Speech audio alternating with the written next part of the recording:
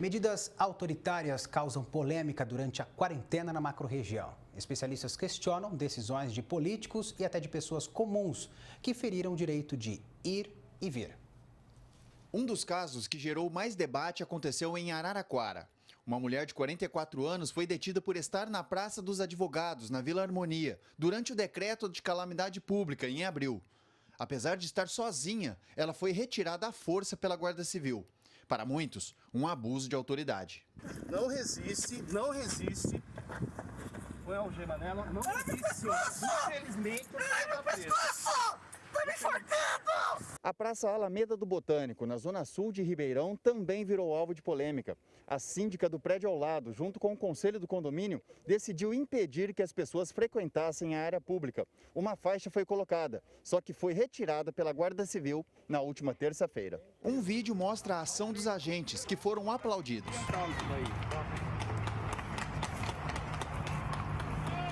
Quem fez a denúncia foi o advogado Ricardo Macedo, que mora no prédio. Ele apontou possíveis irregularidades. Parece que foi passado ao rondante vigia que controlasse o acesso. Isso caracteriza o crime de constrangimento ilegal. Havia uma faixa aqui atrás de nós, no seguinte sentido, dizendo que a praça estaria interditada por força do decreto e que quem viesse à praça estaria sujeito à prisão. E, por fim, havia também ainda a questão do crime ambiental, quando essa faixa foi amarrada nos vegetais de modo a danificá-los, a machucá-los, a prejudicá-los. Ou seja, não tinha o controle. Foi uma decisão eminentemente no intuito de privatizar o espaço público. A administração do condomínio disse que se baseou no decreto municipal que endureceu a quarentena e que não fez uma interdição. Nós colocamos uma faixa de aviso, lembrando as pessoas que está em vigência o decreto 146 de 2020 da Prefeitura Municipal, que proíbe a aglomeração de pessoas em praça justamente para protegê-las da disseminação do vírus, porque elas precisam perceber, aliás, a sociedade de Ribeirão precisa perceber que ela é também corresponsável.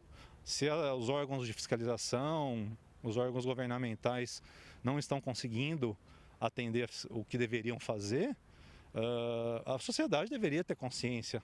Prefeitos da macro-região também viraram destaque negativo. Em Guariba, a prefeitura decidiu multar quem não usa máscara até dentro do carro. O decreto também prevê multa de mais de R$ 500 para os ciclistas que estiverem sem máscara. Já o chefe do executivo de Matão disse que o aumento de casos de Covid-19 na cidade era causado pelo decreto municipal de Araraquara, que possibilita uma maior flexibilização, e entrou com uma ação na justiça. Se Matão tem que cumprir esses protocolos para preservar a vida, nós temos também que preservar a vida das pessoas de Araraquara. Como eu disse, nós somos cidades vizinhas entrelaçadas. Nós temos muitas pessoas de Matão que trabalham em Araraquara. Muitas pessoas de Araraquara que trabalham em Matão. Eu fui pego de surpresa, ontem, quando eu tomei conhecimento dessa iniciativa da Prefeitura de Matão. É algo totalmente incompreensível, porque é uma iniciativa judicial que nada ajuda a cidade de Matão. Essas atitudes podem ser reflexo da postura do governador João Dória, que até ameaçou ir à justiça contra prefeitos que não respeitassem a quarentena. Se não fizerem, por rebeldia ou por alguma decisão de ordem pessoal, política ou local, nós teremos que adotar medidas judiciais, como já fizemos em outros casos. Para este cientista político, vivemos tempos perigosos, já que pandemias do passado geraram governos autoritários. A gente tem a história como referência, por exemplo, a gripe espanhola na Europa, que foi no pretexto para que se instaurassem grandes períodos ditatoriais que acabaram culminando no nazismo, no fascismo e na Segunda Guerra Mundial. Então, é perigoso um contexto como esse, porque se dá muita liberdade para os líderes, para os salvadores da pátria. As restrições durante a pandemia também geraram violência. Nesta semana, pessoas que protestavam em frente à Prefeitura de Ribeirão contra o fechamento do comércio cercaram o carro de Duarte Nogueira. Houve ofensas e socos contra o veículo. Para este advogado, a população se cansou. Os governantes não se deram conta. Eles devem ler melhor a República de Platão e toda a história da Revolução Francesa que levou à cassação de reis e decapitamento. A população já está passando fome, já está passando dificuldade e os governantes não oferecem soluções.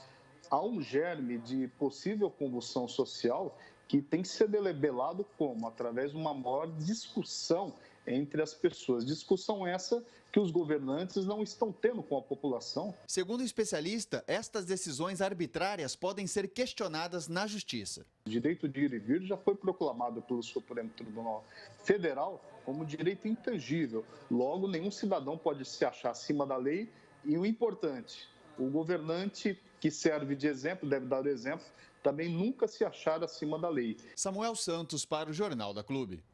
Sobre a detenção da mulher numa praça, a Prefeitura de Araraquara disse na época que a GCM cumpriu um decreto que reconhece o estado de calamidade pública e que essa mulher havia sido orientada para deixar o local. Disse ainda que ela foi detida por desacato. Sobre as multas pela falta de máscara até dentro do veículo, a Prefeitura de Guariba disse que trata-se de uma multa sanitária e não de trânsito. Ainda completa que a autuação tem validade de acordo com o decreto municipal. A iniciativa foi tomada pelo aumento no número de casos no município. Agora, ao vivo, Thaisa Pinheiro traz mais informações. Thaisa. Rafael, vivemos aí um momento tão difícil, como vimos na matéria, polêmica não falta, né? A gente vai continuar falando sobre esse assunto agora com o Jean Alves, que é advogado. Doutor, as atitudes que vimos na matéria ferem realmente o direito de ir e vir do cidadão? Boa tarde.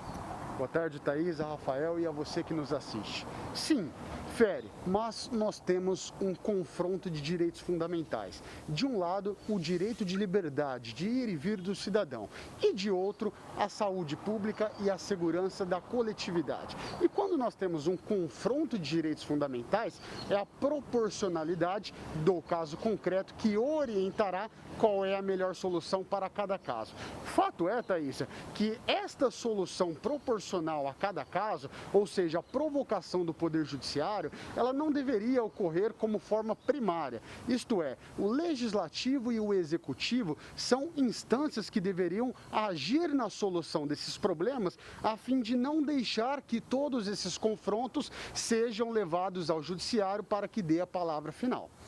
E, doutor, recentemente o carro do prefeito, de Ribeirão Preto foi atacado. Infelizmente, chegamos aí a esse ponto. O que de fato isso representa?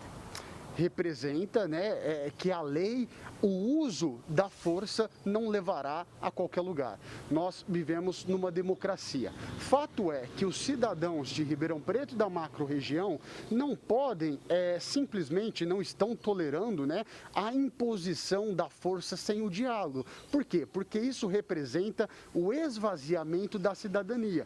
É preciso chamar a população, os comerciantes e todas as classes a fim de que haja um debate democrático, a fim de efetivar a cidadania. E a participação de todo esse colegiado poderia orientar diferentemente o Poder Executivo, a fim de que haja um consenso de que, de um lado, temos um momento difícil pela pandemia, mas que também temos perda de empregos, perda de contratos, ou seja, é preciso ouvir todos, a fim de que aquele que tem o poder de tomada de decisão possa tomar, mas não com o uso da força, e sim pautado pelo diálogo, pela escuta de sua população no exercício da cidadania. E, doutor, o comportamento por parte de alguns governantes pode gerar desobediência civil, já que o desespero bate a porta aí do comerciante que gera emprego e renda?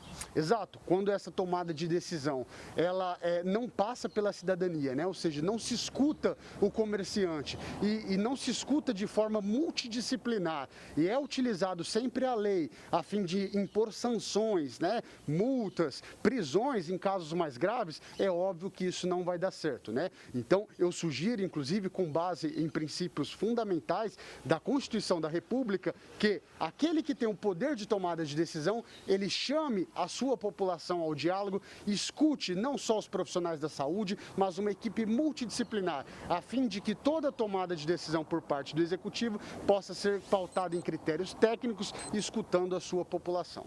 Ok, doutor, obrigada pela sua participação aqui no Jornal da Clube.